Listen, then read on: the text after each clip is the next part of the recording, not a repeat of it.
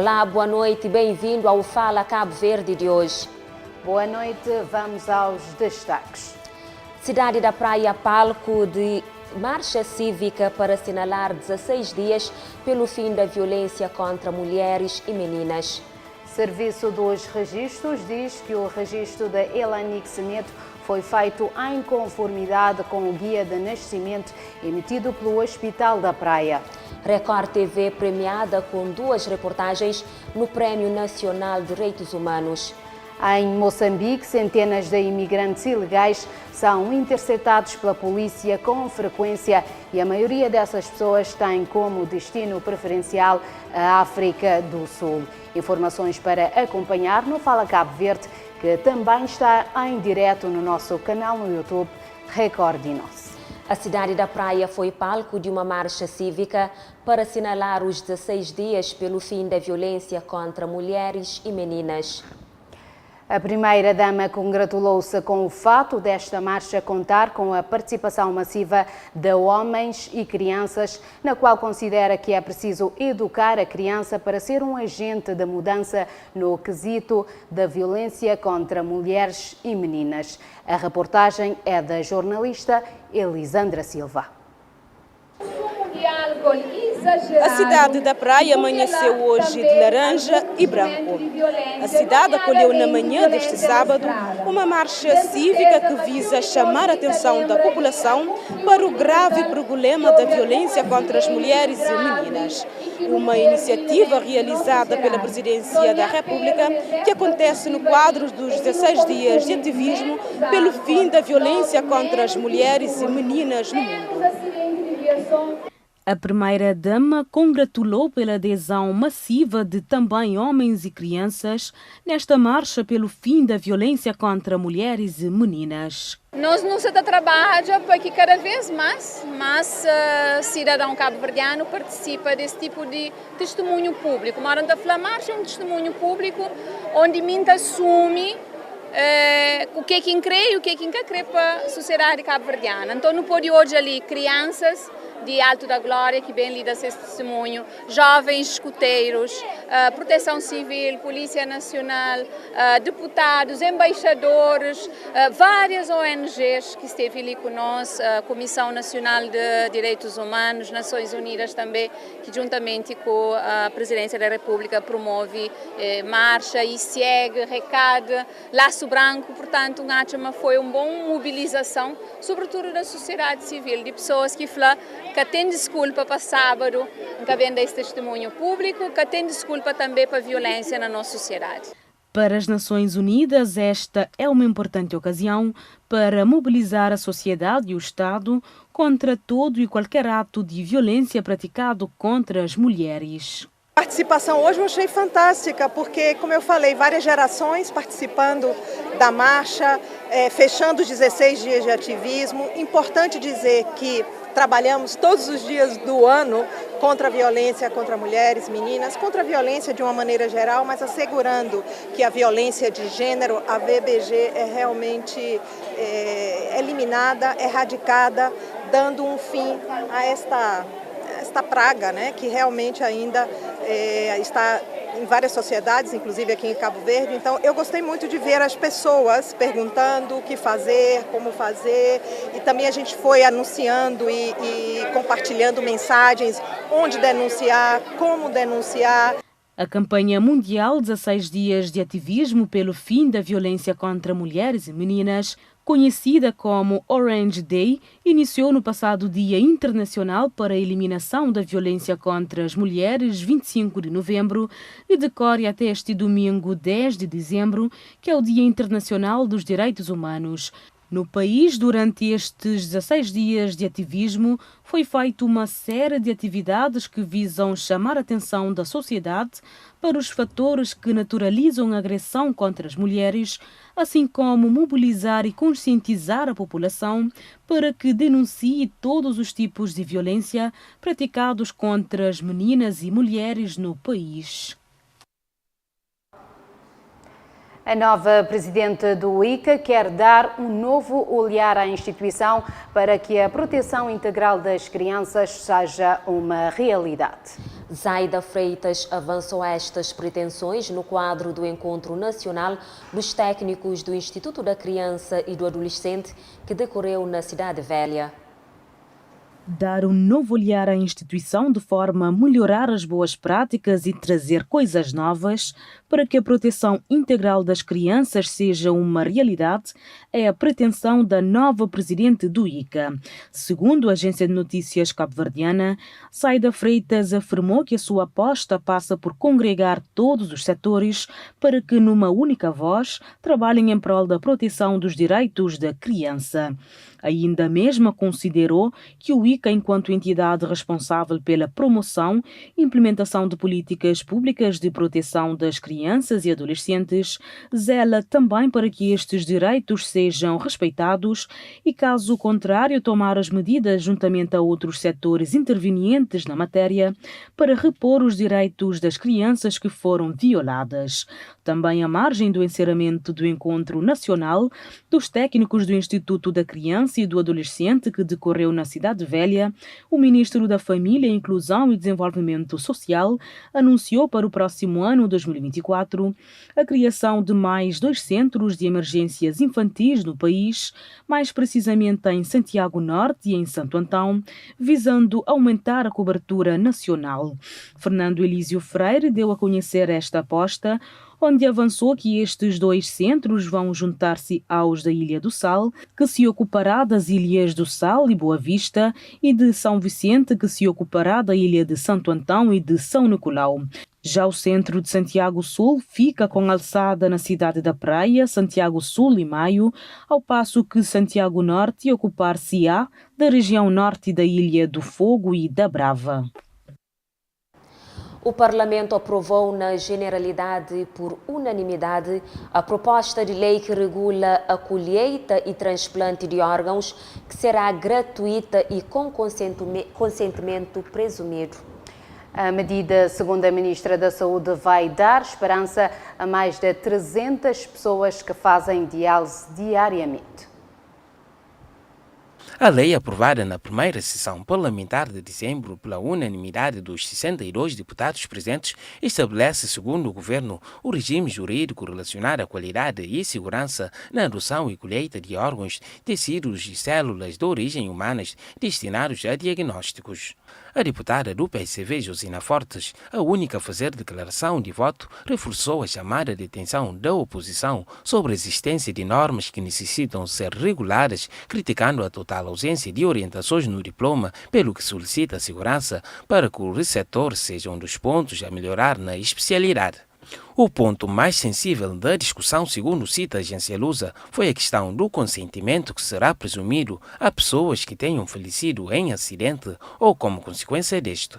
Por sua vez, a Ministra da Saúde enfatizou que o principal propósito é salvar vidas, afirmando que a lei vai dar esperança a mais de 300 pessoas que fazem diálise diariamente nos 2 hospitais centrais do país. Filomena Gonçalves disse ainda que a norma social vai promover o altruísmo, ter um maior leque de doadores e, na questão do consentimento presumido, vai diminuir o ônus familiar, salvar vidas e simplificar o processo administrativo. Durante o debate, foi levantada a possibilidade dos estabelecimentos privados de saúde poderem realizar transplantes de órgãos, com a ministra a dizer que o objetivo é que seja da melhor forma possível, com segurança e respeitando o quadro legal. Quanto à responsabilidade criminal, quem infringir a lei fica sujeito a pagar uma coima de 80 mil escuros a 1,2 milhões de escuros. 60% deste valor será destinado ao Estado e 40% à entidade reguladora de saúde. Empresários cabo-verdianos defenderam alterações às leis laborais do país que incluam prazos e responsabilidade para a justiça. Este posicionamento veio na sequência de um caso em que um grupo hoteleiro processou o Estado por morosidade no setor. Nós vivemos num sistema onde todo mundo está em prazos e, se não cumprir, perde, descreveu o presidente da Câmara de Comércio de Barlavento, Jorge Maurício. Para o líder daquela associação empresarial que representa as ilhas de Santo Antão, São Vicente, São Nicolau, Sal e Boa Vista, O prazo é um elemento determinante e decisivo e o fato de não existir condiciona totalmente as regras do jogo judicial em Cabo Verde. Para Jorge Maurício, a questão da morosidade da justiça não tem a ver com mais investimentos nos tribunais e em ter mais pessoas, mas sim é uma questão da disciplina, de definir regras, estabelecer prazos, ter mais responsabilidades e ter um sistema mais transparente. A reação surge na sequência de um processo midiático em que o grupo hoteleiro espanhol Riu pede uma indemnização de 6.000 contos ao Estado por a Justiça demorar mais de 7 anos a decidir um caso que começou em 2013. O presidente da Câmara de Comércio de Sotavento, Marcos Rodrigues, também defendeu penalizações, mas disse que é um pouco cauteloso, perguntando se os juízes têm todas as condições para trabalhar com mais rapidez e responder a mais processos. O responsável defendeu uma reforma da lei laboral em Cabo Verde que facilite a própria justiça, por entender que a morosidade deve-se a vários mecanismos que o próprio setor cria para dar alguma segurança, mas que às vezes acaba por ser morosa. Recorde-se, em 2021, o Estado de Cabo Verde foi condenado pelo Tribunal Judicial da Comarca de São Vicente a pagar uma indemnização de 9.000 contos a uma empresa sediada nessa ilha por morosidade da justiça. De acordo com o relatório sobre a situação da justiça, no ano judicial 2022-2023, havia 294 ações cíveis e administrativas contra o Estado nos tribunais, com pedido de ressarcimentos de 4,9 mil milhões de escudos, menos 4% do que o valor pedido no ano anterior. O Serviço Público de Transporte Marítimo Interilhas está agora sujeito a um novo regime de preços, segundo o boletim oficial da última quinta-feira. Segundo o documento, as crianças, os idosos, as pessoas com deficiência, os estudantes, as equipas desportivas inscritas nas federações e em competições oficiais e os cidadãos não nacionais beneficiam de tarifas especiais. O boletim oficial explicita que a tarifa máxima de referência é a tarifa base para a prestação do Serviço Público de Transporte Marítimo Interilhas de Passageiros e que no transporte marítimo com escala de ligação, a distância de referência para o cálculo do valor a pagar deve ser o equivalente ao transporte direto. As crianças com até 2 anos são isentas do pagamento do título de transporte e as crianças com idade compreendida entre os 3 e os 12 anos inscritas no Cadastro Social Único, cujos agregados familiares estão classificados nos grupos 1 ou 2, beneficiam de um desconto de 50% relativamente à tarifa de referência. Já as pessoas com idade igual ou superior a 65 anos em situação de insuficiência econômica devidamente inscritas no Cadastro Social Único e classificada nos grupos 1, 2 e 3 estão sujeitas a um desconto de 50% relativamente à tarifa de referência. Também as equipas desportivas inscritas nas federações e em competições oficiais beneficiam de um desconto de 20% relativamente à tarifa de referência. Quanto aos estudantes com idades compreendidas entre os 13 e 23 anos, inclusive inscritos no Cadastro Social Único, cujos agregados familiares pertencem aos grupos 1 ou 2, beneficiam de um desconto de 20% relativamente à tarifa de referência. O boletim oficial indica ainda que as pessoas com deficiência permanente e grau de incapacidade, mediante critérios definidos e comprovados, beneficiam de um desconto de 20% relativamente à tarifa de referência. As autoridades e agentes da autoridade com livre trânsito gratuito no transporte marítimo de passageiros estão isentos de pagamento do título de transporte desde que devidamente credenciadas e identificadas, e a tarifa para os cidadãos não nacionais pode subsidiar outras categorias de passageiros. Ainda conforme o documento, a tarifa de transporte marítimo interilhas de carga abrange nomeadamente a categoria de carga geral ou de referência, animais vivos e de estimação e de carga ro-ro. Sabias que, com uma boa educação financeira, a sua situação de vida pode mudar e melhorar a realidade de muitas famílias?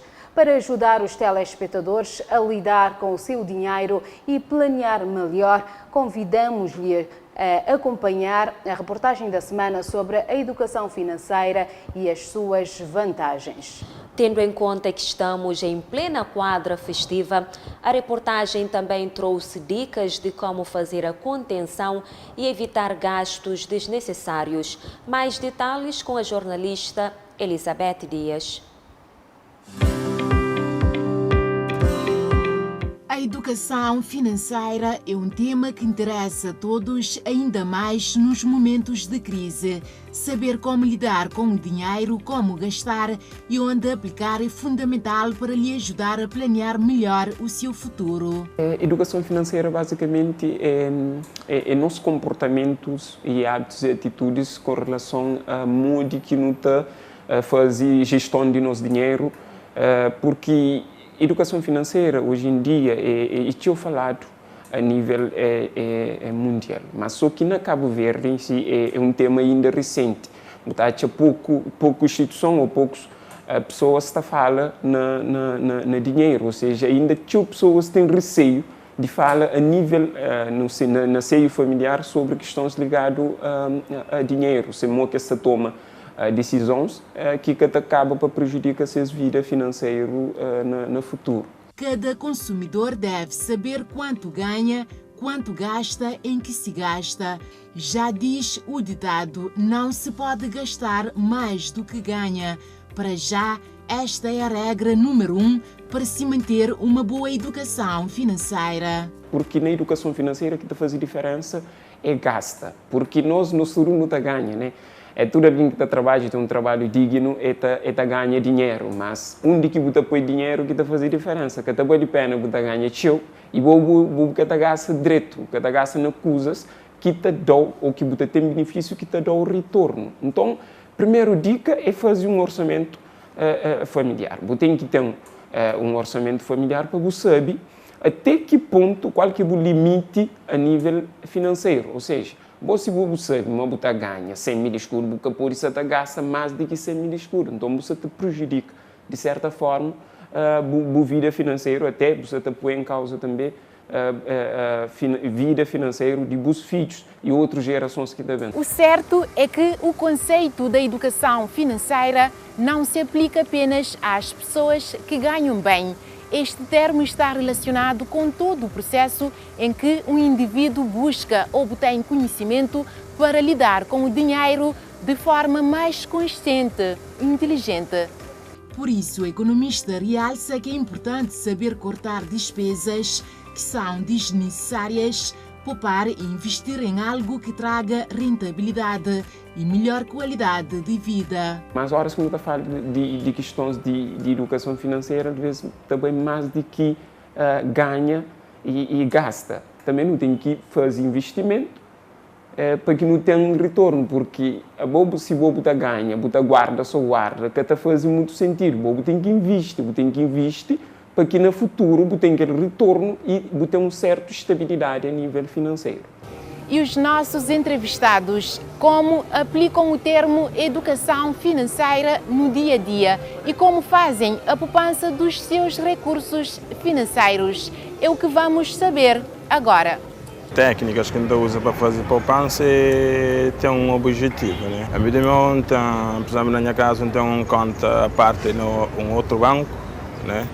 Que todo final do mês também uma quantia para aquela parte e também tem fazer horas quando se trata de compras, né? Então tem saber lá qual que é a prioridade, qualquer coisa que você precisa, que você tem que cumprir, coisas que está fazendo parte de necessidades secundárias ou de que os outros, né? Tenta hoje qual que é prioridade, qual que é necessidade para que gasta dinheiro todo para um negócio de cima não sabe. Coisa tudo caro. Usa para poupar dinheiro para gastar, que dará um janta para vender para poupar dinheiro, mas vende que gastar. É aquele que entende que já poupava de ontem, por ontem para pôr e para fazer comida. Pode ver se gastar, outro que tem meios que está. É para trabalho, está para trabalhar para poupar dinheiro. Olha as vendas, depois tempo para poupar dinheiro. Você que dará para pouco. Você que começa ganha 500 por conta com. Já o especialista em questões econômicas avalia o comportamento dos cabo-verdianos em matéria da educação financeira. Infelizmente, não tem que falar, ainda nunca tem, assim, digamos, ainda pessoas bem instruídas a nível de educação financeira, até de literacia financeira. Para me dizer, Banco de Cabo Verde faz um estudo no ano 2015, onde que chega a conclusão que cabo-verdianos, infelizmente, que têm hábitos de poupa. As finanças pessoais são um desafio constante para muitas pessoas. No entanto, há ainda um longo caminho a percorrer em relação aos conhecimentos nesta matéria, ainda pouco abordada, principalmente na escola. Então é preciso trabalhar junto de escolas e outras instituições que têm essa responsabilidade, certo? No sentido de não criar e tenta levar a pessoas, mas consciencializa pessoas, mas sobretudo nas épocas, épocas de festas, que pessoas acabam mais para impulso, emoções, está compra coisas que escamece, depois também na casa de repente. Então, às vezes é coisas que acaba te comprometeu. É que esse tipo de comportamentos ali, que infelizmente na Cabo Verde não necessita mais programas, mais formas de levar até comunidades, a sociedade no geral, temas tão interessantes como educação financeira para que pessoas comecem a ter incutir que os valores e que esses comportamentos financeiros. Nesta época festiva, a tendência para gastos desnecessários e por isso Lavo Cimedo deixa algumas dicas para a contenção e a saúde financeira dos consumidores cabo-verdianos. Não está falando tudo pessoas para fazer um consumo consciente, certo? Acho que não está falando um consumo consciente é fazer consumo conforme a possibilidade, conforme o nível de vida financeiro, que compromete a vida financeira para impressionar pessoas com algo que é sabe mesmo momentâneo, certo? Cumpre aquilo que é necessário. Não sabe, mas não tem que atingir nossos objetivos, nos metas, nos sonhos, mas tem que ser uma coisa planeada e tem que ser dentro daquilo que é uma possibilidade a nível financeiro. Ao utilizar o seu dinheiro, deve fazer escolhas conscientes, pois cada decisão tem as suas consequências, sejam positivas ou negativas. Já em caso de situações imprevisíveis, quem aposta sempre na sua educação financeira terá menos problemas no seu dia a dia. São dicas que podem salvar a sua situação financeira. Todos têm um papel a desempenhar com o intuito de contribuir para a promoção da educação financeira da sociedade. Já sabes, não se pode gastar mais do que tem disponível e não se pode fazer dívidas insustentáveis. A aposta é poupar, gerir o seu dinheiro com inteligência e investir em algo rentável.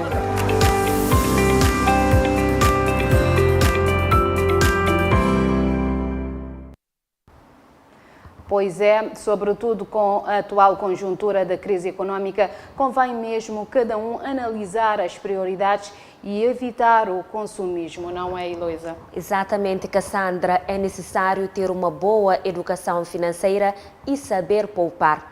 Por agora, vamos ao quadro Redação em Análise.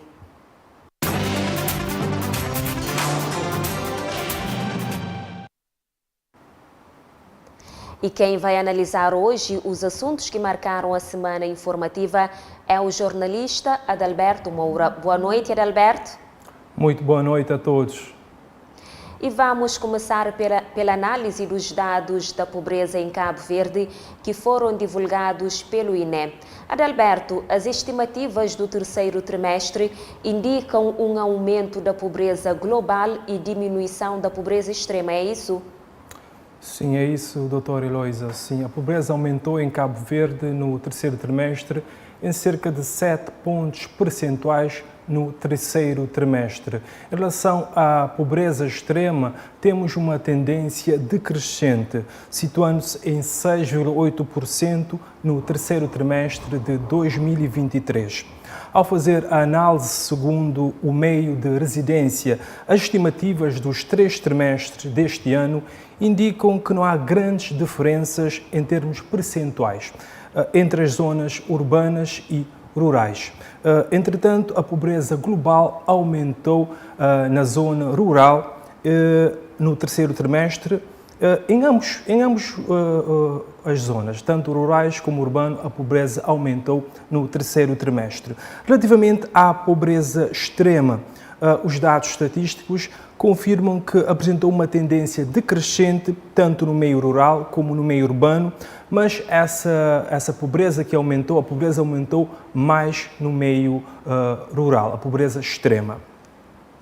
No terceiro trimestre, a taxa de pobreza extrema diminuiu cerca de 3,5 pontos percentuais no meio urbano, quando comparado ao segundo trimestre, enquanto que no meio rural essa diminuição foi de 1,8 pontos percentuais. A análise do INE por ilhas indica que as ilhas da Brava, São Nicolau e Maio apresentam taxa da pobreza superior à taxa nacional em todos os 3 trimestres, Adalberto. Sim, com certeza, doutora Cassandra. A Ilha da Brava, entre as ilhas que referiu, a Brava é a ilha que registrou maiores taxas de pobreza quando comparado com as outras ilhas no terceiro trimestre, cerca de 49,1%. No que diz respeito à pobreza extrema, a Ilha da Boa Vista apresentou uma taxa de pobreza extrema mais alta no primeiro trimestre, cerca de 27,9%, mas foi mais baixa nesse terceiro trimestre, cerca de 0,9%.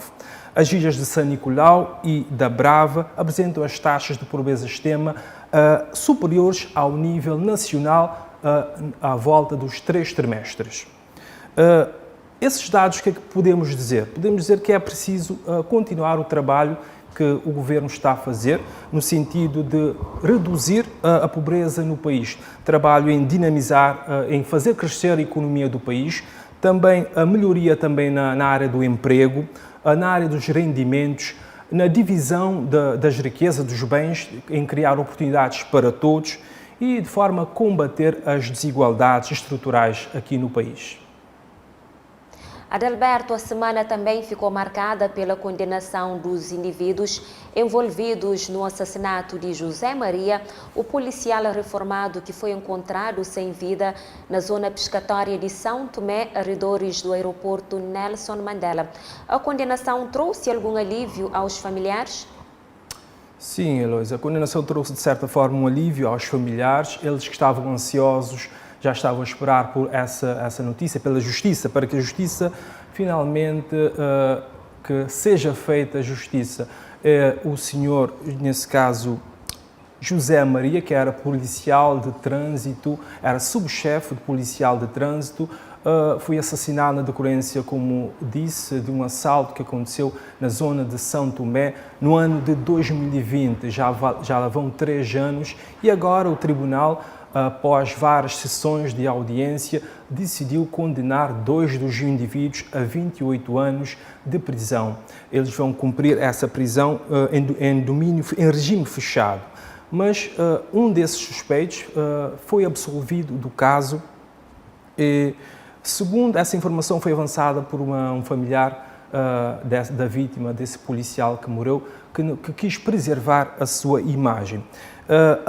Esses indivíduos que foram condenados vão ter também que indemnizar a família da vítima, mas disseram que essa indemnização não vai trazer o ente querido de volta, tendo em conta a grande importância que este policial tinha para com a família, porque era uma pessoa muito dedicada à família.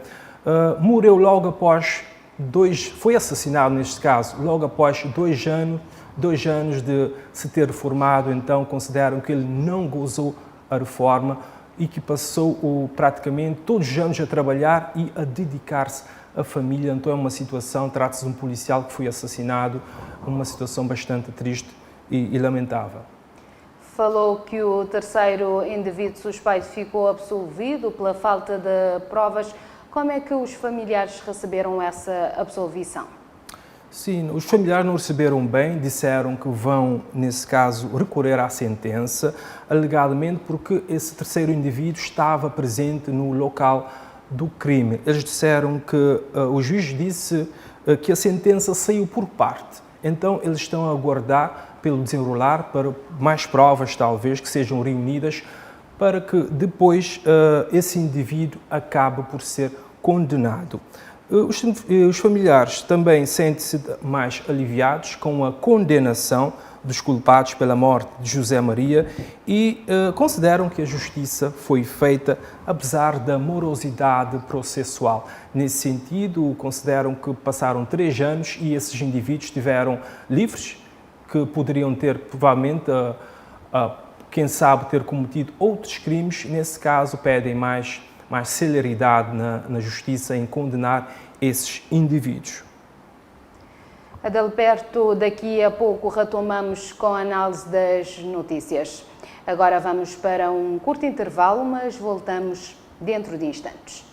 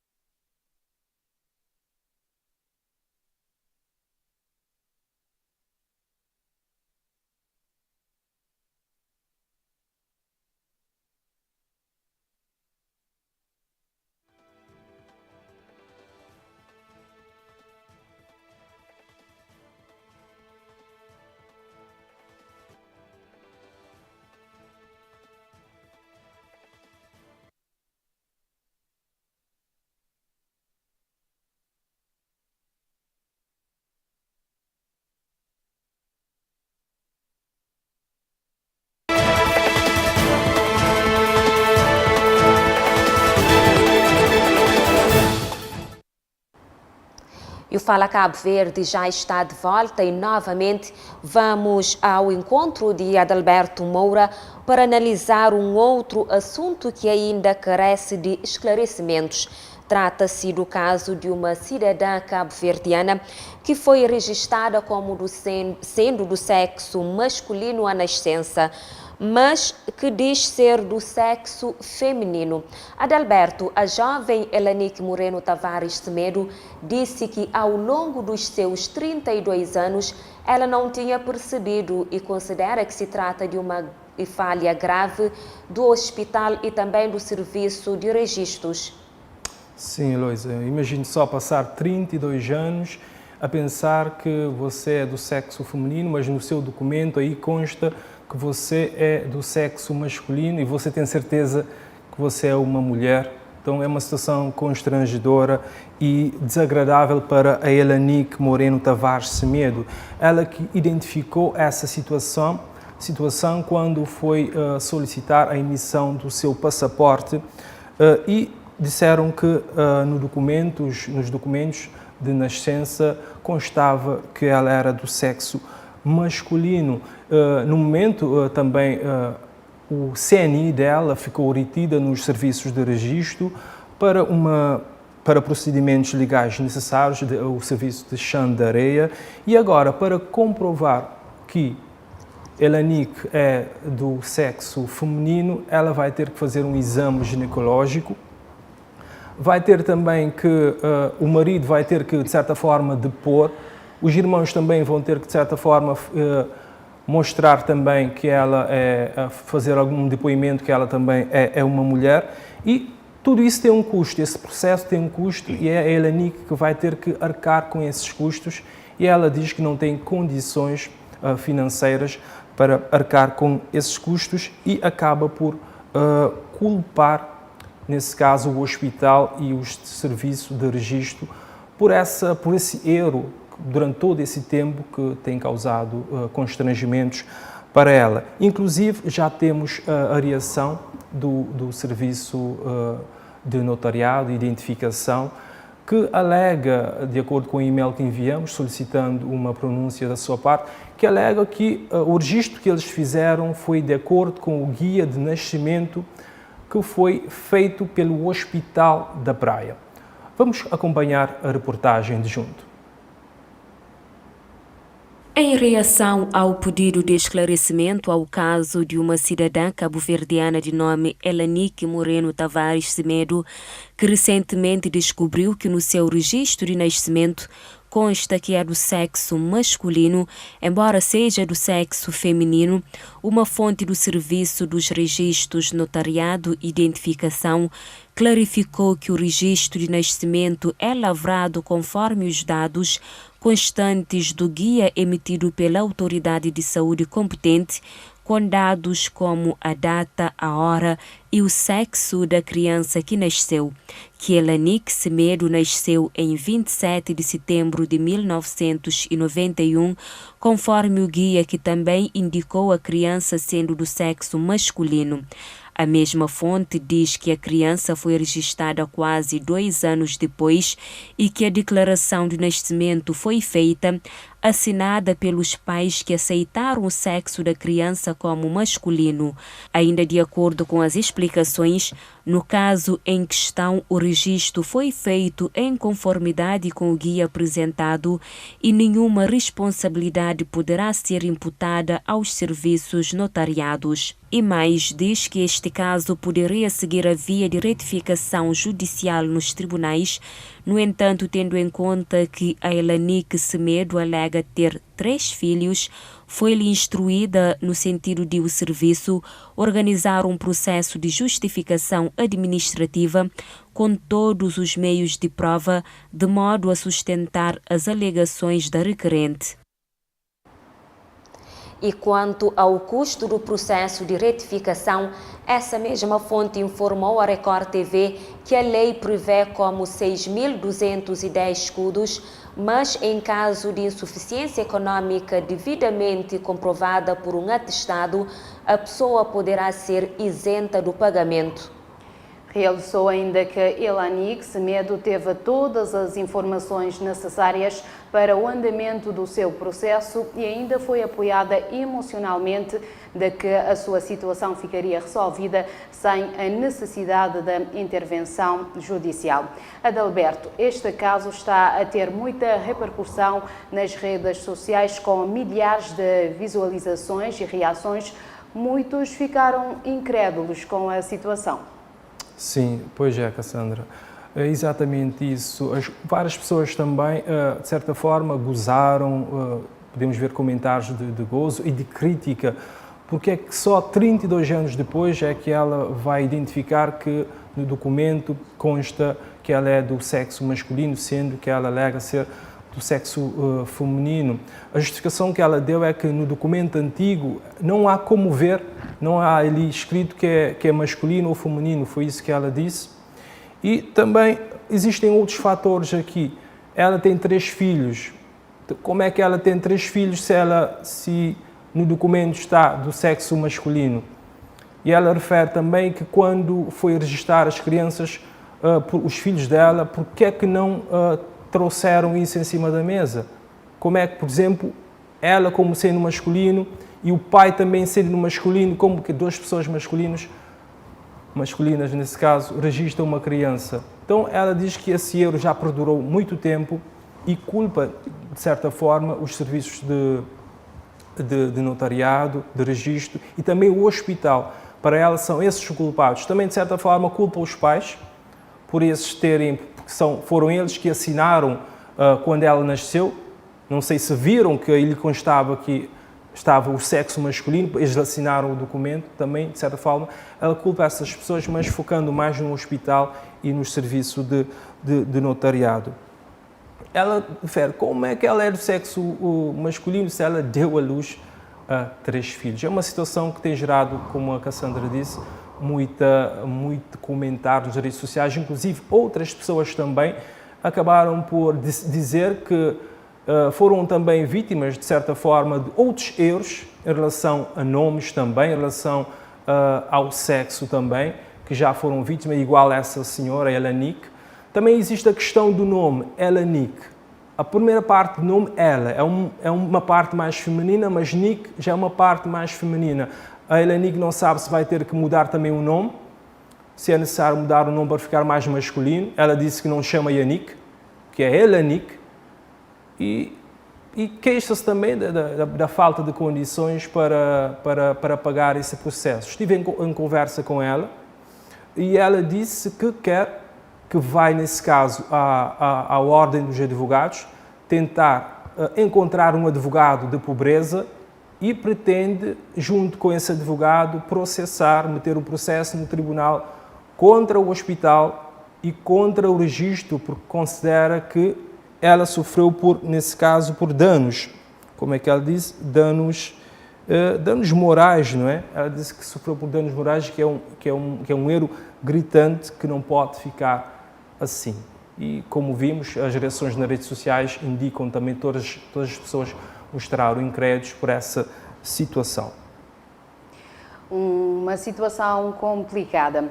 Este é o último tópico em análise hoje. Muito obrigada, Adalberto. Tenha uma boa noite. Boa noite a todos. Vamos fazer agora mais uma curta pausa neste jornal. Até já.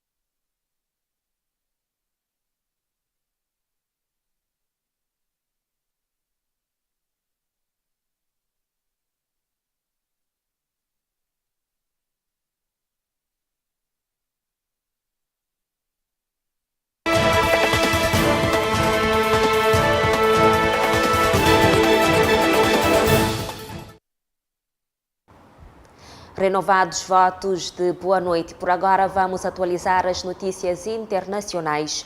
Os ataques israelenses na Cisjordânia ocupada continuam. Um adolescente palestino foi morto a tiro neste sábado, de acordo com Nida Ibrahim, da Al Jazeera. Sari Youssef Amir, de 25 anos, foi morto a tiro na madrugada deste sábado pelas forças israelitas. Amir foi ferido durante um ataque em Durá, ao sul de Hebron. Seu pai disse que as forças israelitas dispararam balas reais em sua casa antes de deter Sari e seu irmão Suaibi. O Ministério da Saúde palestino disse que pelo menos 273 pessoas foram mortas na Cisjordânia ocupada desde 7 de outubro. Israel não prendeu novamente nenhum dos mais de 200 palestinos que foram libertados como parte de seu acordo de trégua temporária com Israel, mas isso pode mudar em breve com os ataques em andamento na Cisjordânia ocupada, de acordo com Nida Ibrahim, da Al Jazeera. Nos primeiros 4 dias de uma trégua de uma semana entre Israel e o Hamas, Israel libertou 150 prisioneiros palestinos. Nos mesmos 4 dias, Israel prendeu pelo menos 133 palestinos de Jerusalém Oriental e Cisjordânia, de acordo com associações de prisioneiros palestinos. Nas primeiras horas da manhã deste sábado, foram registradas cenas catastróficas em hospital do sul de Gaza. De acordo com o diretor do Hospital Europeu de Khan Younis, 2 paramédicos ficaram feridos em um bombardeio israelense. Dezenas de feridos e doentes no hospital estão deitados no chão à espera de tratamento e há feridos nas ruas que não conseguem chegar ao hospital. A primeira reunião da Coligação Internacional para o Regresso de Crianças Ucranianas ocorreu esta sexta-feira em Kiev. De acordo com dados oficiais da Ucrânia, pelo menos 19.500 crianças foram deportadas ilegalmente para a Rússia. Dos cerca de 19.500 jovens que foram deportados ilegalmente para a Rússia, até o momento já regressaram 387, de acordo com dados oficiais da Ucrânia. Os países na coligação prometeram realizar todos os esforços possíveis, não só para levar as crianças ucranianas de volta, mas também as apoiar na readaptação, desconstruir o que lhes foi incutido pela propaganda russa e assegurar que os responsáveis russos não escapem à justiça. A Rússia está deliberadamente a tentar destruir qualquer ligação das crianças com a Ucrânia, com os seus próximos, com os seus familiares, disse Volodymyr Zelensky, presidente ucraniano. As crianças aprendem mentiras sobre a Ucrânia e sobre a guerra. São entregues para adoção ilegal, mesmo quando elas próprias dizem que têm família na Ucrânia, acrescentou. A deportação ilegal de crianças ucranianas é precisamente o crime pelo qual o presidente russo Vladimir Putin é procurado pelo Tribunal Penal Internacional. Os Estados Unidos vetaram o projeto de cessar-fogo humanitário imediato em Gaza. O projeto foi apresentado no Conselho de Segurança das Nações Unidas pelos Emirados Árabes Unidos. No Conselho de Segurança da ONU, o representante dos Estados Unidos vetou o projeto de resolução que exigia o cessar-fogo humanitário imediato na faixa de Gaza. Um projeto que foi apresentado no Conselho de Segurança das Nações Unidas pelos Emirados Árabes Unidos e apoiado por pelo menos 90 dos 193 Estados-membros. O Reino Unido absteve-se. Washington DC criticou tanto a proposta como o Conselho de Segurança em geral os ataques sangrentos do Hamas contra Israel. O observador permanente da Palestina junto da ONU, Riyad Mansour, disse que esta sexta-feira foi um dia triste na história do Conselho de Segurança das Nações Unidas. For those who were unable to see things as they should have seen it, and they saw it differently. We will not give up. We will continue our efforts. We will continue knocking on the door of the Security Council. Ao mesmo tempo, e também em Nova Iorque, dezenas de pessoas manifestaram-se para exigir aos Estados Unidos da América que parassem o financiamento e ajuda militar a Israel. Em Moçambique, há uma preocupação relativamente ao tráfico internacional de pessoas. É que centenas de imigrantes são interceptados pela polícia com frequência e a maioria dessas pessoas tem como destino preferencial a África do Sul.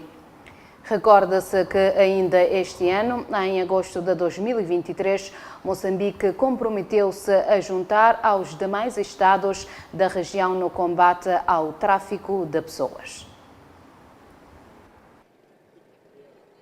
Olá, na nossa intervenção para o Fala Cabo Verde, falamos de Moçambique, que está a tornar-se num corredor preferencial de redes internacionais de tráfico de pessoas. Centenas de imigrantes ilegais são todas as semanas interceptados pela polícia, mas a grande maioria tem como destino preferencial a África do Sul, por ser uma potência econômica ao nível do continente. Nesta semana, por exemplo, foram retidos em Sofala, zona centro, 11 cidadãos etíopes, que por 12.500 meticais atravessavam ilegalmente de Moçambique para a África do Sul em conivência com um cidadão nacional.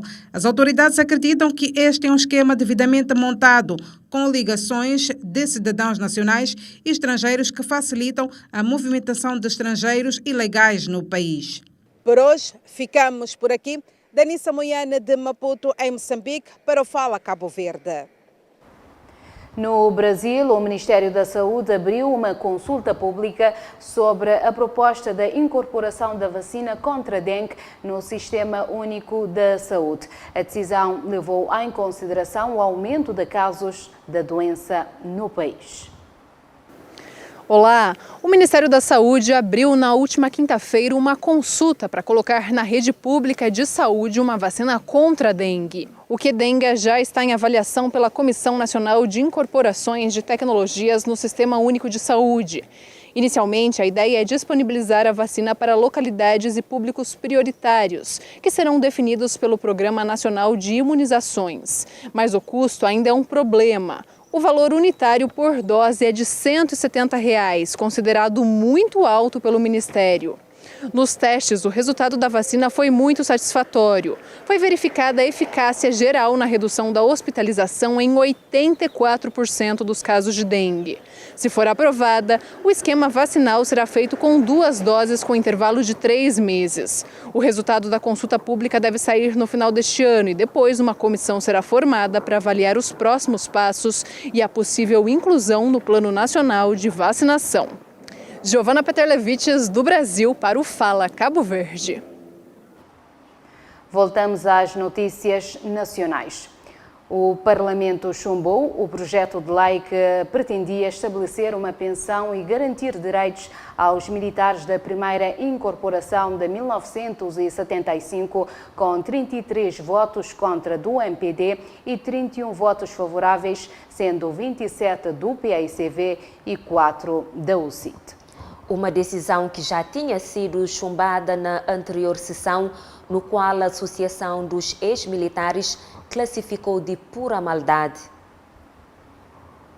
O Parlamento volta a chumbar a proposta de lei que pretendia estabelecer uma pensão aos militares da primeira incorporação de 1975, iniciativa levada à Casa Parlamentar pela União Cabo-Verdiana Independente e Democrática.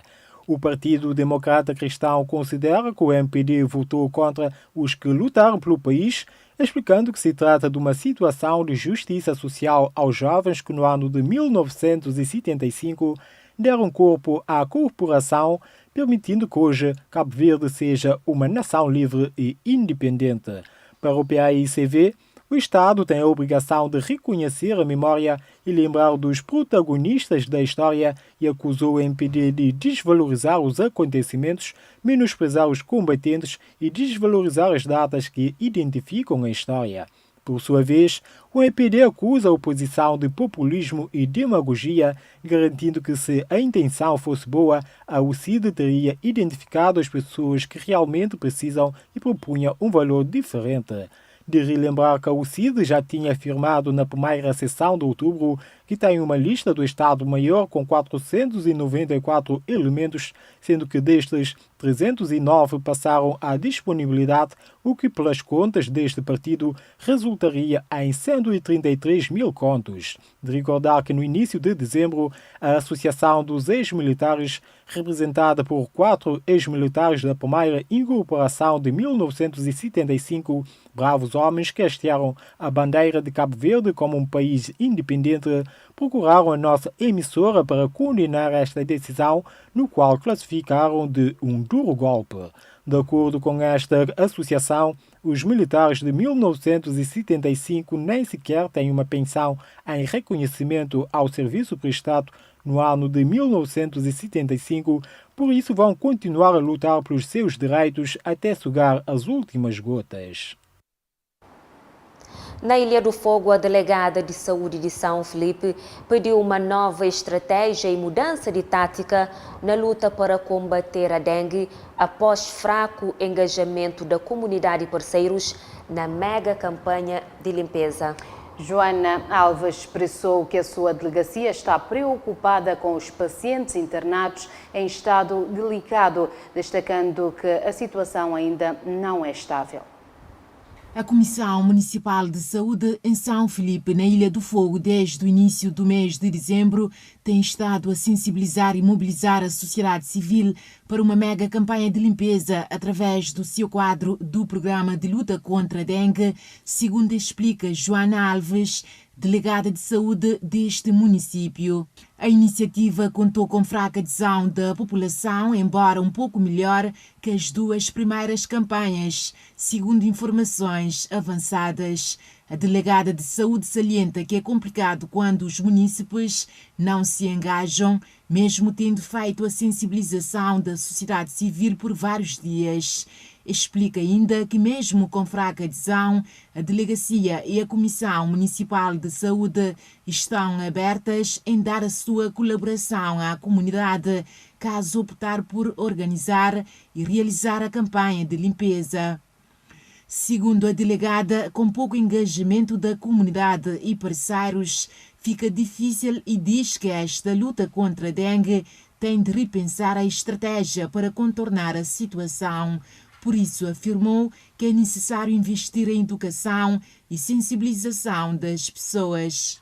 A cidade de São Filipe continua a registrar o aumento do número de casos suspeitos e confirmados através de exames que são feitos agora a nível da ilha. A delegada disse que a delegacia está preocupada com os pacientes internados em estado delicado, destacando que a situação ainda não é estável. A campanha de limpeza concentrou-se nos bairros da Santa Filomena e Belgés. Envolveu dezenas de pessoas, incluindo grupos comunitários, pessoal de saneamento e membros da Delegacia da Saúde. O Dia dos Direitos Humanos é celebrado anualmente no dia 10 de dezembro, em virtude da adoção pela Assembleia Geral da Organização das Nações Unidas da Declaração Universal dos Direitos Humanos em 1948.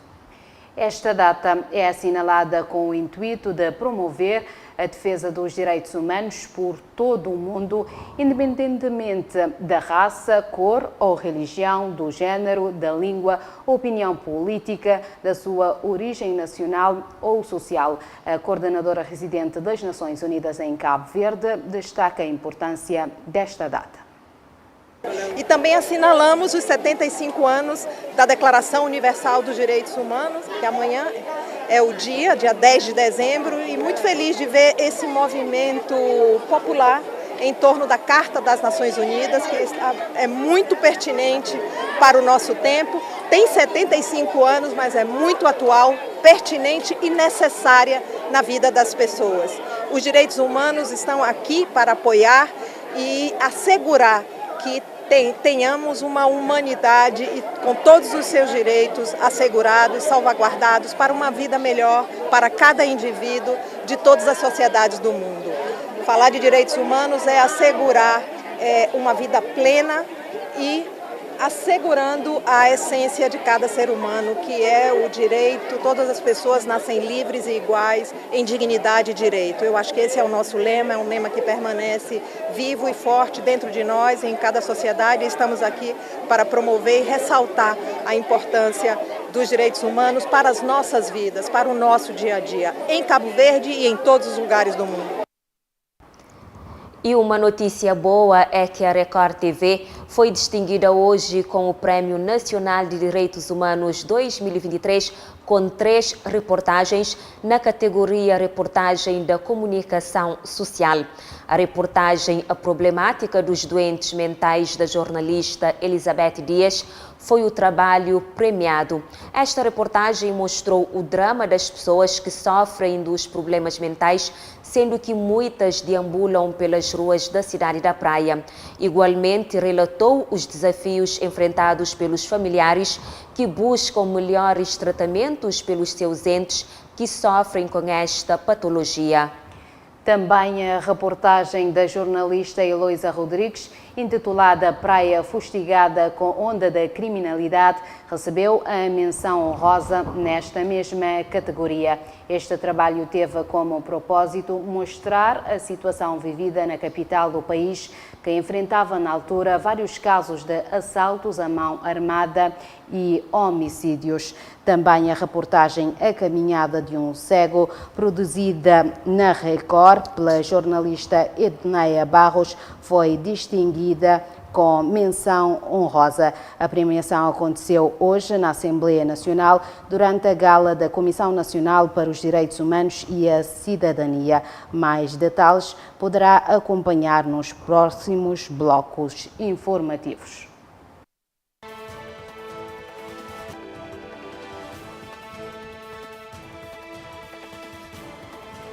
Por hoje é tudo no Fala Cabo Verde. Continuação de uma ótima noite.